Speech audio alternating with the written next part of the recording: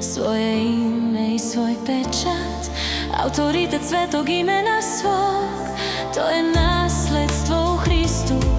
Bože, daj da razumemo nadu na koju smo pozvani, koliko smo u Hristu bogati.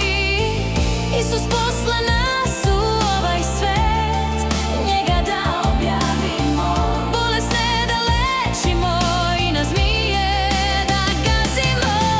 Snaga je u imenu Isus, na krstu je pobedio. Boga posadi na nebo, sedi s desna Otcu svom.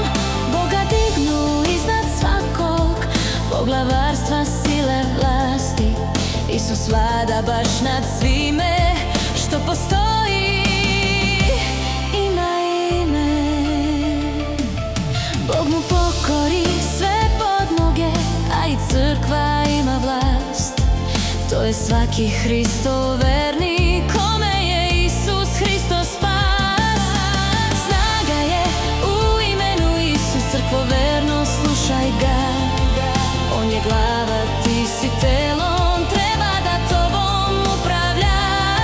Šta je crkva bez svoje glave? Nema silu, nema vlast, samo vara ovaj svet koji je prevaren sam.